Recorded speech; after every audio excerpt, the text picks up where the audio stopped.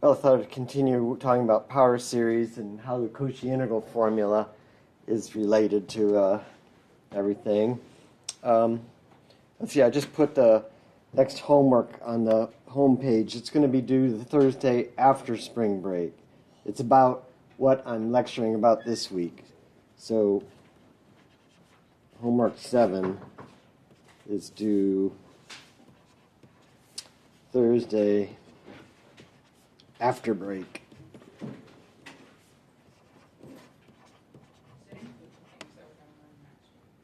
What? Is it about the things we're learning next week? This week. So just today. Right, so the usual is I talk Monday, Wednesday, Friday about something, and then the homework about that is due the following Thursday. So we're sticking with that pattern. Other questions? Yeah. When's the midterm being graded? Well, I'm pretty close to being done grading this class's exams. I have some people who were too ill to take it, taking a makeup, so I might post grades soon. But I won't go over the exam in class until after everybody turns in their exam. Other questions?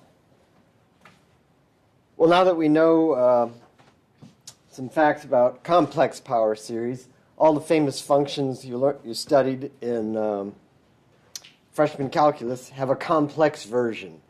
And now we know that those famous functions are all expressible in terms of the complex exponential, and they have the same power series expansions they did in freshman calculus, except now the z is allowed to be a complex number. And in fact, all the things on the left there have radius of convergence r equal infinity. They converge for all z. And at the end of the last lecture, I was demonstrating how the Cauchy integral formula is relevant to the subject because, in fact, I was just going to sketch the proof of this thing, but I actually ended up demonstrating it completely. So I won't repeat too much, but let me recall. I've got a blob here, omega. It's a domain. It could have holes. That's okay. And I've got a function that's analytic on omega.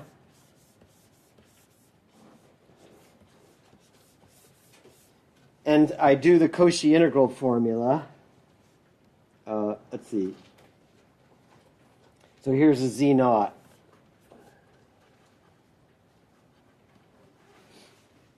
I can start sticking disks in here and let those disks expand until they run into something.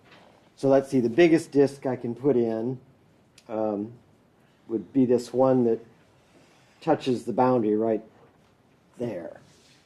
Okay, let's call that capital R. That's not going to be the radius of convergence, but I'll call it capital R anyway.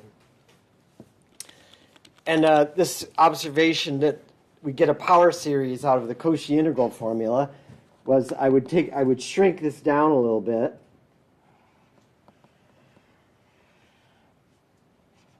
And let's call that radius little r. And then I would do the Cauchy integral formula for a point, say, right here, inside that little circle, radius little r.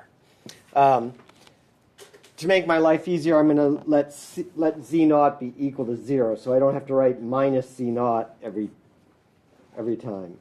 So let z naught be the origin here. Otherwise, you would replace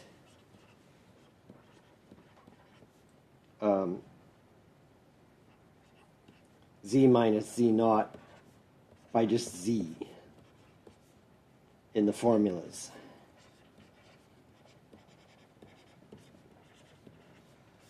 That's what that's going to mean.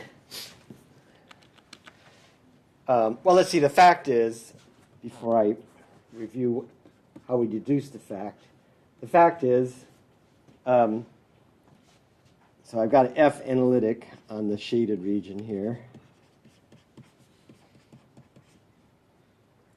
The fact is, F has a power series expansion.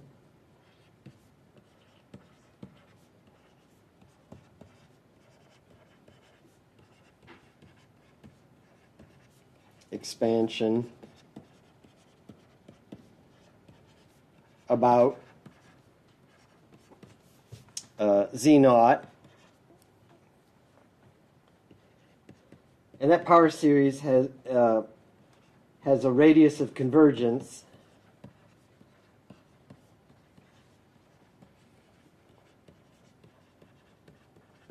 bigger than or equal to that capital R in the picture. So we know it's analytic on that disk. So the series is going to converge to the analytic function on that disk.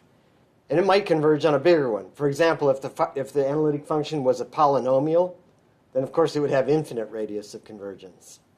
But it's guaranteed to be at least as big as the R in that picture. Okay, so it has a power series expansion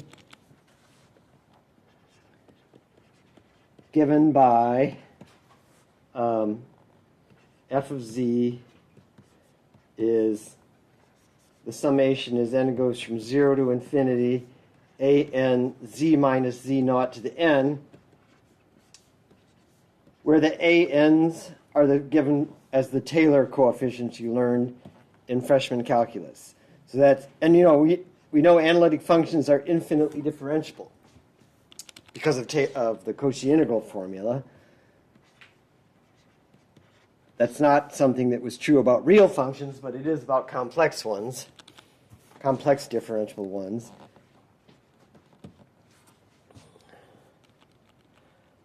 Okay, that's an important fact, an important consequence of the Cauchy integral formula. So just to summarize how it worked. So here's a summary.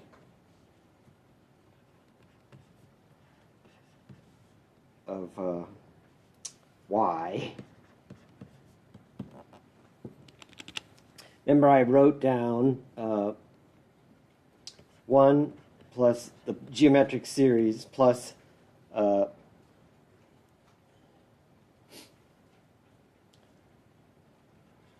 z squared plus etc. out to z to the n equals 1 over 1 minus, let's see,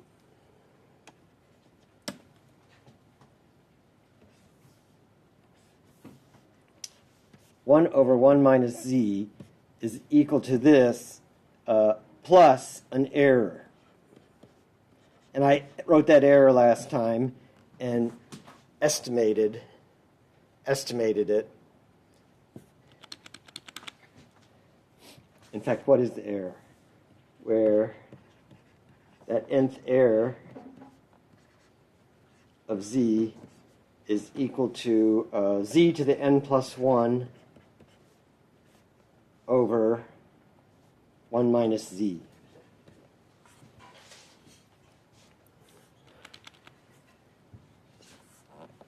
And in order to make this thing converge nicely, we want the modulus of z to be less than 1. Then everything converges fast and nice. Okay, so when I write out the Cauchy integral formula, I would have f of z equals 1 over 2 pi I. I'm going to integrate around that green circle, CR about z naught, and I'll take f of w over w minus z dw. Okay, and that r was less than the biggest one there, so it was analytic inside and on. That's the Cauchy integral formula. And the idea is that thing in the bottom there looks kind of like a 1 over 1 minus z, the limit of a geometric series. So what I do now is I pull out a w. So this is 1 over 2 pi I. And now I'm going to take the z naught to be 0. So I don't have to write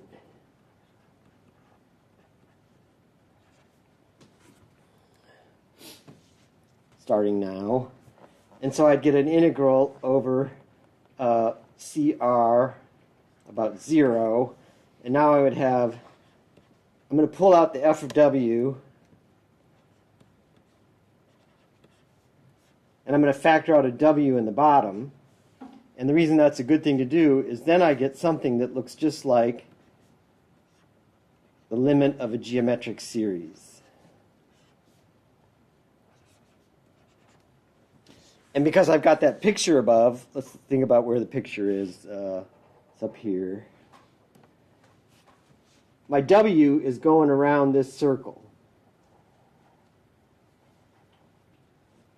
And my z is inside that circle. So mod z over mod w is strictly less than 1. Okay, that's the key in that picture. So the important thing here in this calculation is going to be that mod z over w, since w is on the circle and z is inside, that's strictly less than 1. And so I'm going to write this as a geometric series as 1 plus z over w plus, let's see, I'll go out to z to the n plus an error of z over w. And last time I estimated that error and did it really carefully. This time I'm not going to be so careful because I'm just summarizing what we did. So let's see, when I put that all together, let's see, what is this? This is the sum as n goes from 0. I'm going to do it in terms of the z's. So let's see, I would have a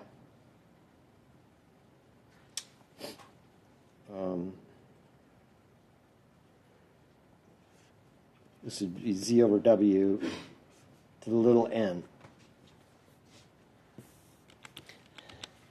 And so let's see, I'm going to interchange the sum with the integral here.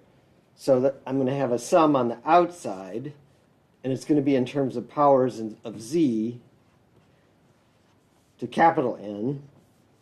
And let's see, there's going to be 1 over 2 pi in every term, 2 pi I. And then I'll have an integral around the circle of radius 0 of f of w sticks out. And let's see. The z to the n is just a constant in that integral. And so I can pull it out of the integral. So there'll be a dw here. And I'll pull out a z to the n here. Okay, and underneath the z to the n, I have a w to the n. So I pulled out this f of w over w, but now what's left behind is a w to the n.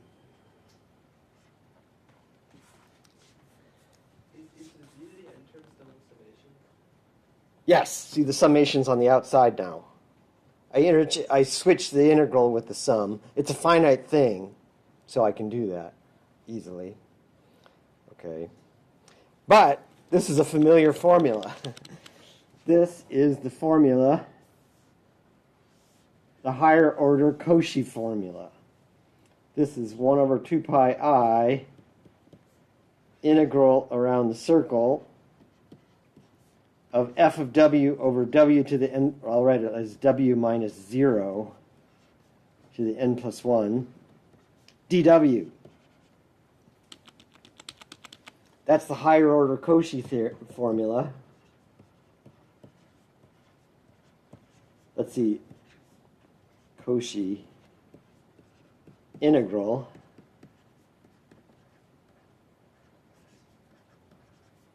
for the nth derivative of f at 0. Let's see, there's no n factorial. Notice the n factorial is missing there. So this would be fn derivative divided by n factorial. And I didn't write it, this plus an error. And that error would depend on the z. And last time I estimated that carefully. So last time this goes to 0, estimated last time, carefully. So I'm not going to do that again in lecture 20 at the end. So that's how we deduce this thing. And so we, in fact, we get nice uniform convergence inside that circle. A radius little r. Okay.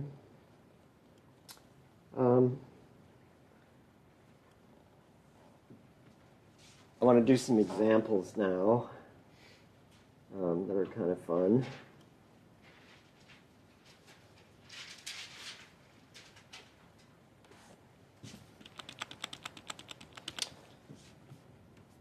So examples of famous power series.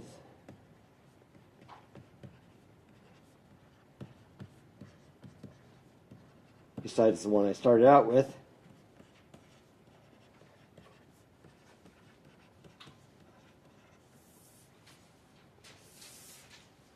Let's see, a classic one is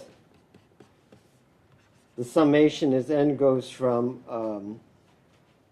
1 to infinity of z to the n factorial. So that's a power series with a whole lot of gaps in it.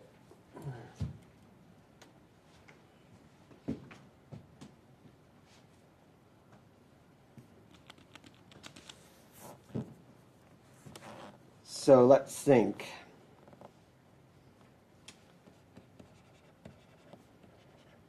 The ANs are equal to 0 or 1.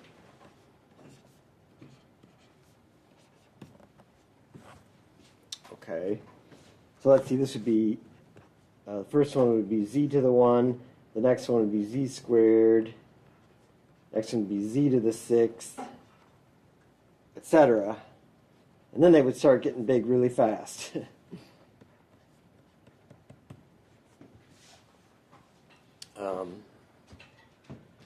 And so when I start doing the basic estimates,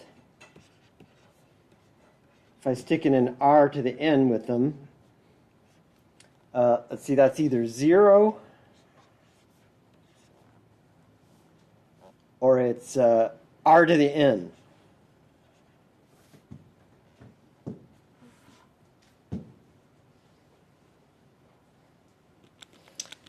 And let's see, those are bounded. Let's see, so these would all be these would be less than 1 when 0 is less than r is less than 1. So remember, my criterion for having a radius of convergence was that those terms should be, that thing should be bounded. So recall, the r is equal to the sup of the r such that the terms a n r to the n is a bounded sequence.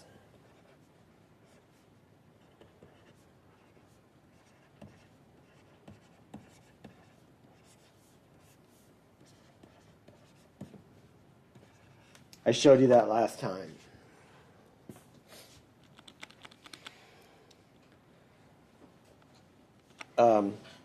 And so this shows us that our R is, our capital R is less than or equal to, greater than or equal to 1.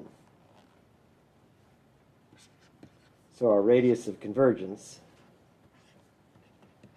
is greater than or equal to R equal 1. Because I just showed you for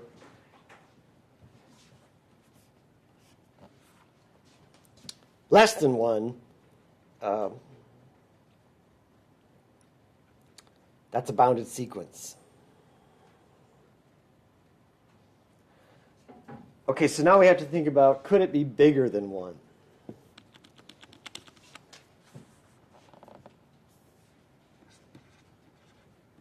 Could the R of C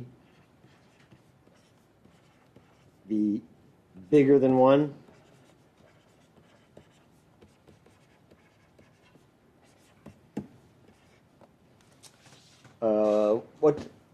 What's the point I should how can I test a point bigger? What's the obvious thing to test to determine a spot where it diverges?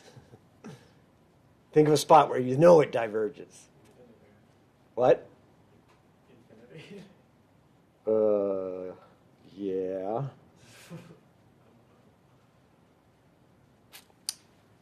If you sit and look at a series for a second, you realize, you think at this point, the point that springs to mind for me is z equals 1.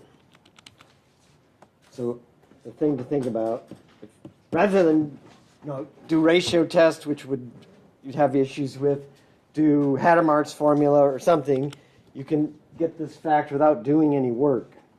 So the aha is, at z equal 1, we get a summation of 1 factorial, and that would be 1 plus 1 plus 1 plus 1, etc., diverges. And remember, a power series has a radius of convergence. So if it diverges at 1, at z equal 1, the radius of convergence has to be strictly less than 1. So the radius of convergence is is less than or equal to 1, 2. No, it's strictly less than 1. No, it could be 1. It diverges at 1. So the radius of convergence is less than or equal to 1. And so I've deduced, without really doing much of anything, no ratio test, no nothing, so the radius of convergence equals 1. So I have these two inequalities. It's bigger than 1, and it's less than or equal to 1. So it's equal to 1. Questions about that? Actually, the same thing works. Remember that last time I gave you the example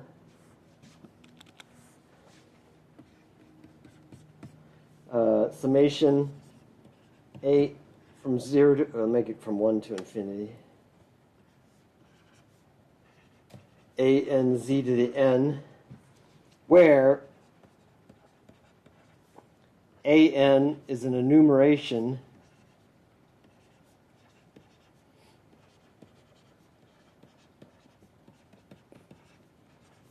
of the points in D1, 0. That's a countable set with rational real and imaginary parts.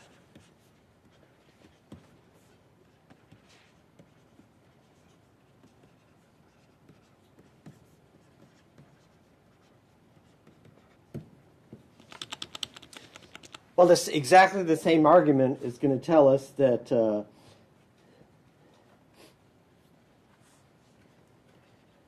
a n r to the n would be less than 1 times r to the n is bounded.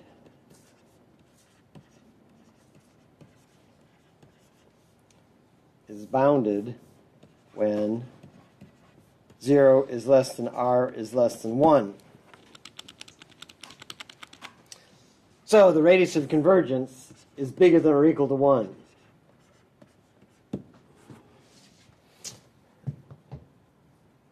And now exactly like I did in the previous one, the thing that comes to mind to check at z equal 1,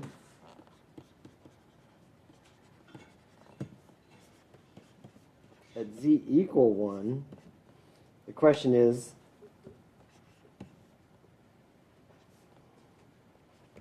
does, when I stick in z equal 1 in the power series, I would get a sum of the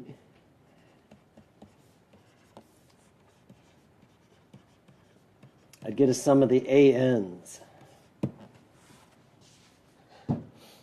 And of course, that does not converge. I'm adding up all the points in the unit disk with rational real and imaginary parts. Why can't that converge?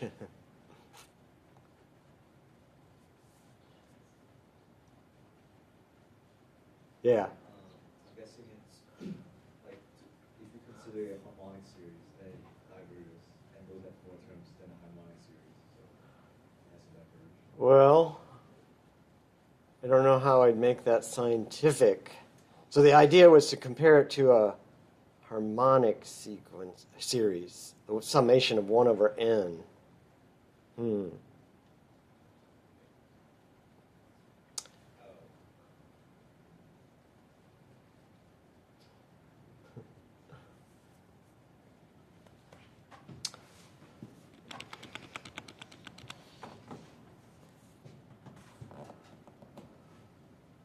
The answer is no, it can't possibly converge, because I'm going to convince you the terms don't go to 0.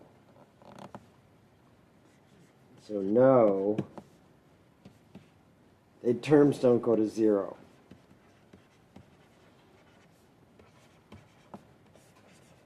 Do not go to 0 as n goes to infinity.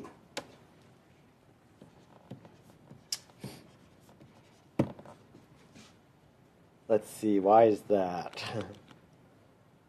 Here's the disk of radius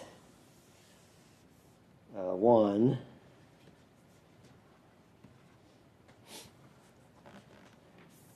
I'm going to take a point in here that has irrational.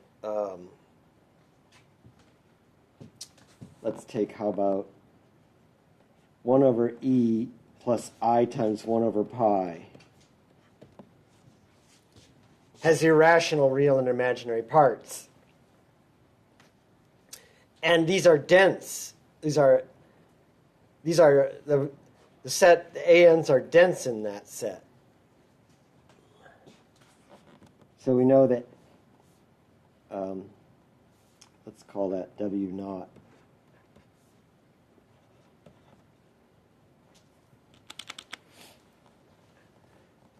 So the set of AN, as n goes from 1 to infinity, are dense in that unit in the disk.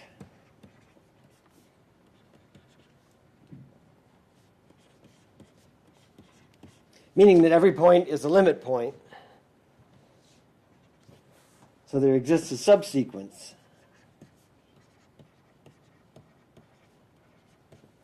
Subsequence ANM, as m goes from 1 to infinity, with that subsequence converging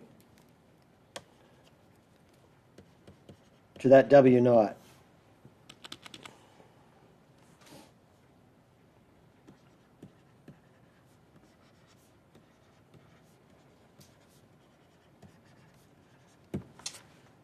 That shows that the terms don't go to 0.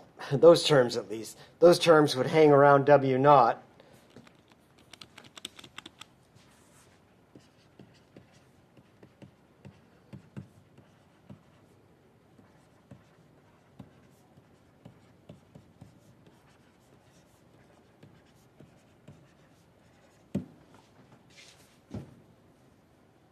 So the thing diverges at z equal 1. And so the radius of convergence has to be less than or equal to 1, too. So summation an z to the n diverges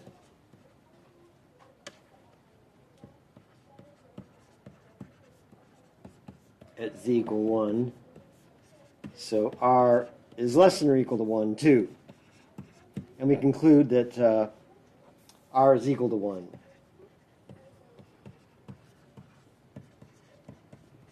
So I can deduce that that thing has a radius of convergence of 1 without doing a ratio test, without doing Hadamard's formula, just using the ideas, the basic facts about power series and the fact that a radius of convergence exists. Questions about that?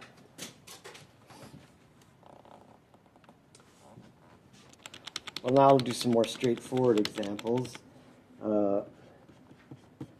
Let's do the example of z to the n over n squared.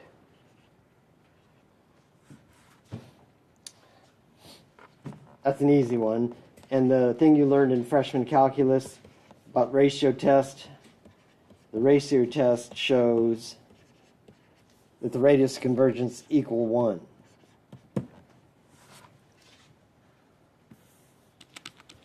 And so the ratio test tells us that knowing that the radius is 1, that means we know it converges inside the unit disk and diverges outside. Diverges when mod z is bigger than 1. What about when mod z equal 1?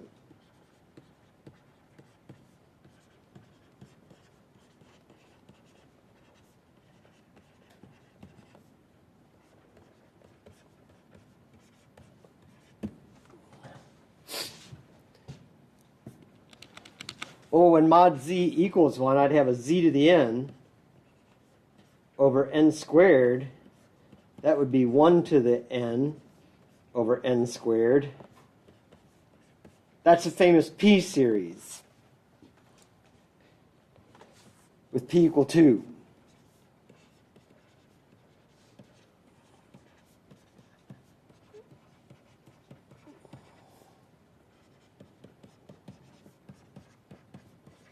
It converges.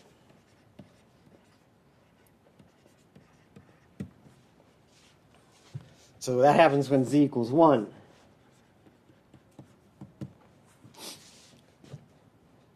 Okay, so remember the Weierstrass M test?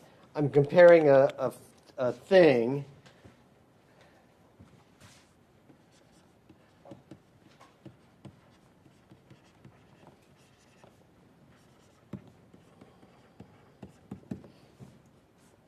I've got continuous functions. A series of continuous functions. That's right. Fn of z equals z to the n over n squared.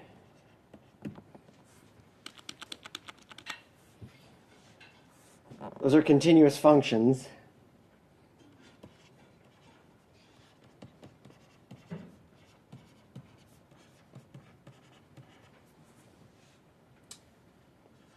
On z equals e to the I theta, as theta goes from 0 to 2 pi.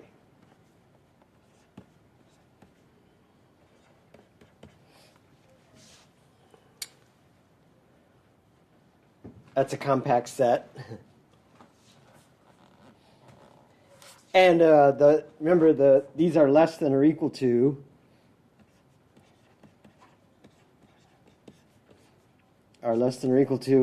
mn, where those mn sum up to something finite.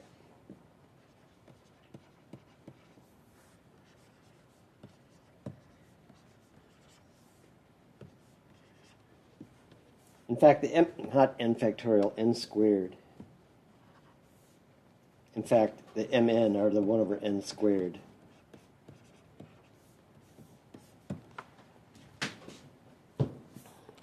And so the Weierstrass M test says that that sum is going to converge uniformly to a continuous function.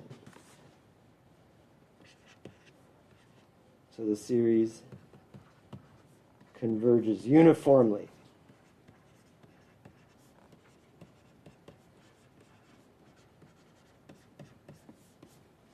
On the whole circle.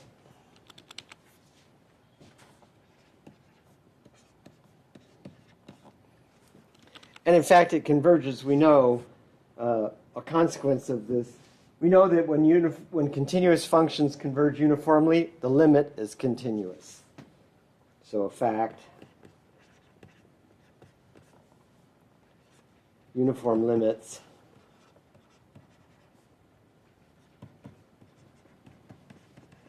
of continuous functions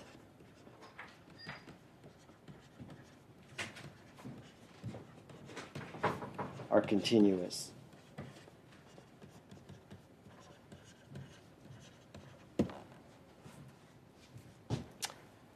Okay, so that's an interesting thing. Here we have a power series that converges completely nicely.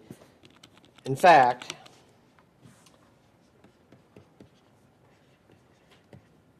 by the maximum principle,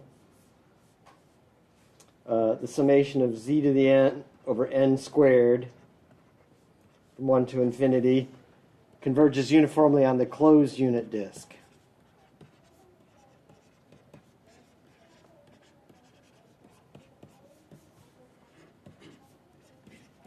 D10 closure to a continuous function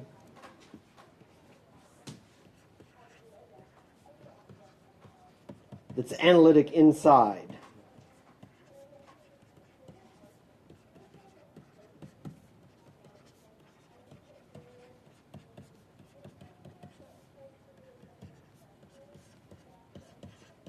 So that's a possibility. So it's pretty special. That's pretty special.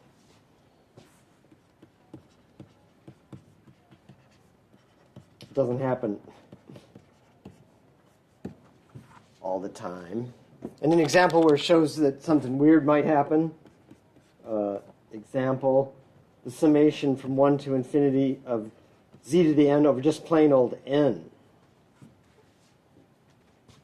The ratio test would show you that has radius of convergence equal 1.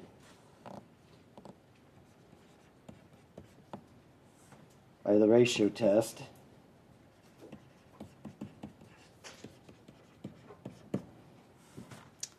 But, of course, it diverges at z equal 1.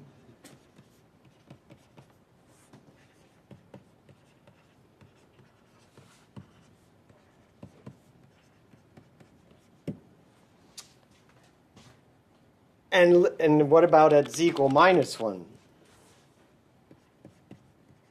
Let's see, at z equal 1, that's the harmonic series. That's the p series with p equal 1. That's a famous series that diverges.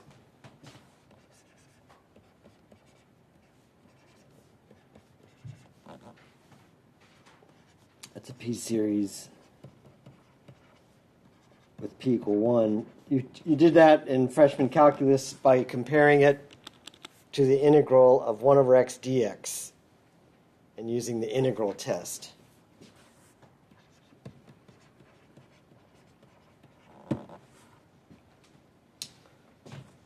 What happens at z equal minus 1?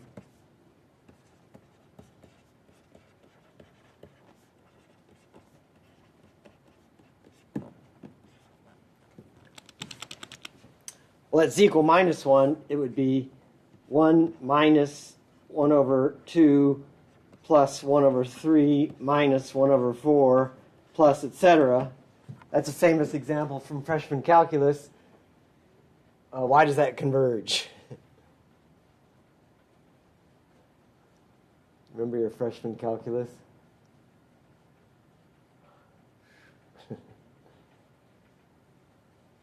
Anybody? Why does it converge or diverge? It converges. By the, Not absolutely. By what? by the Archimedes principle? Is that what they call it now? That's what I call it. Real analysis. That's this converges. It's a famous example of a series that converges conditionally. It's called the alternating series test, to me at least.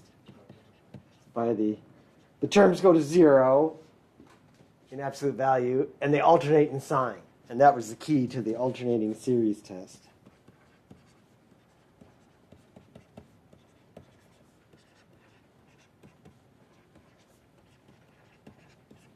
So I've got some points on the circle where it converges and some places where it diverges. In this case, when it converges, it's rather a delicate thing because that's a conditionally convergent sequence.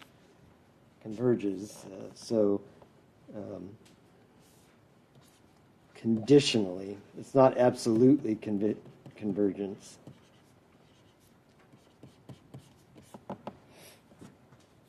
So conditionally, not absolutely.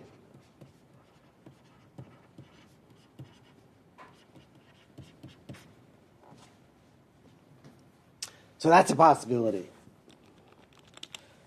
Let's see. Well, I'm going to convince you today that using these facts about power series can spare you from doing work. And so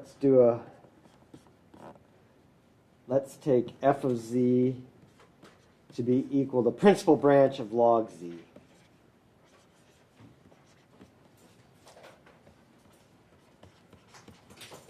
Of course, that doesn't have a power series about z equals 0 because it's nasty at z equals 0.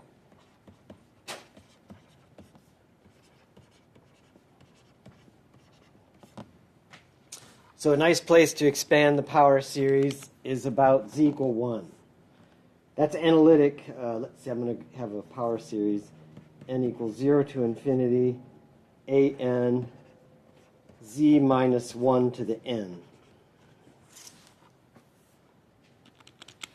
Okay, so my picture of Cauchy integral formula, the principal branch, remember, has a branch cut along the negative real axis. And the origin is punched out also. Okay. And over here is z equal 1, and I'm going to expand about, so that the principal branch should be analytic in this shaded region here. And so let's see. When I do this, I can do my Cauchy integral picture, and I would have my biggest possible circle I could stick in here has radius 1.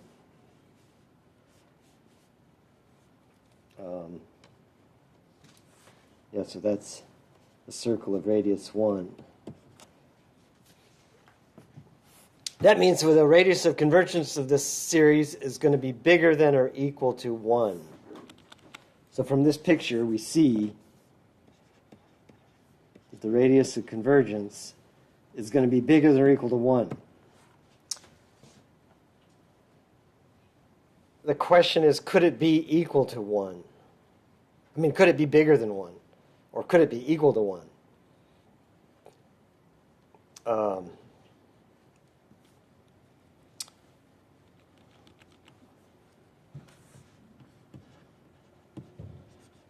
Could the radius of convergence be bigger than 1? Well, think about that. The answer is actually hell no. Because if it were, it would converge to an analytic function. I won't get carried away. No. If it were, if it converged on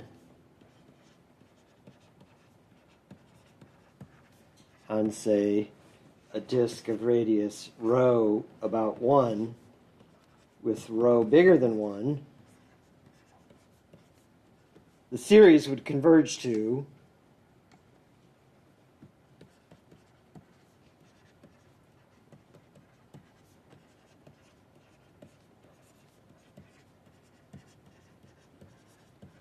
an analytic function. Blast.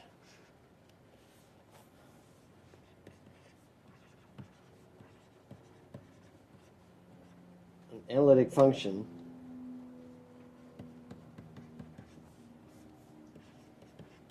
call it capital F of z on that disk.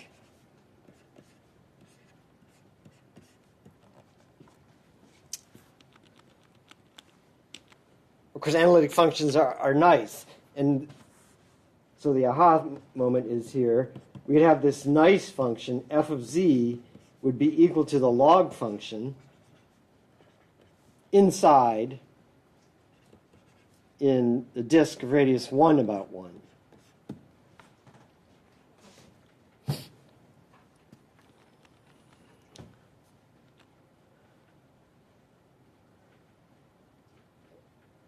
And this one does not blow up. Let's see if I slide in along the real axis. This one does not blow up.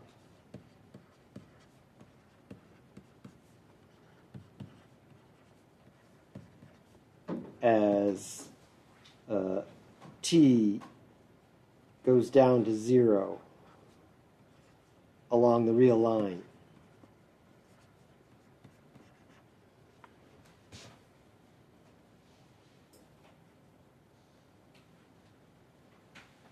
And this one does blow up.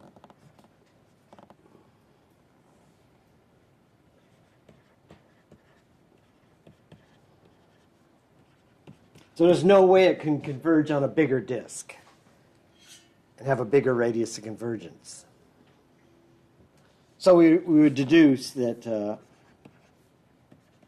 r is less than or equal to 1, 2.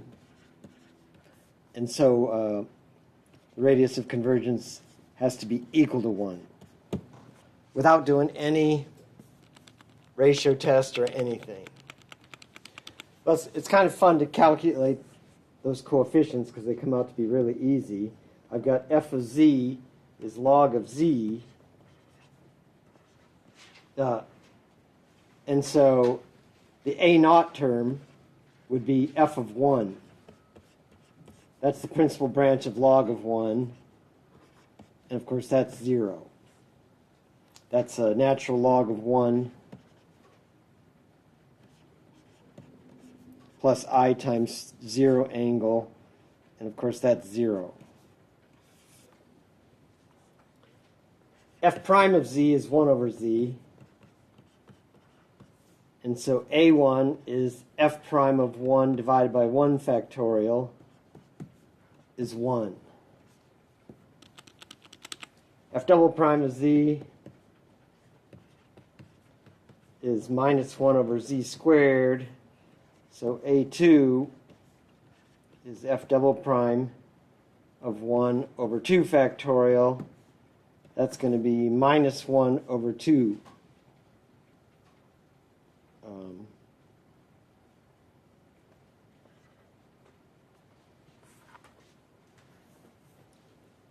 Factorial.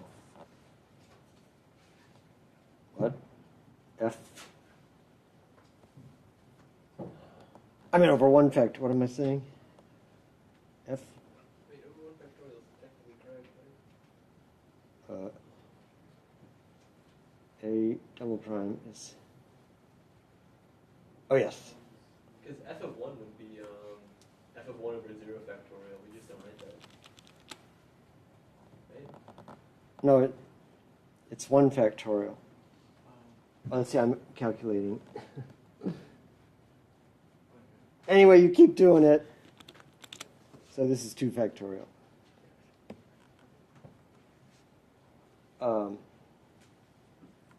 Here's what I meant to do. Okay, f of 1.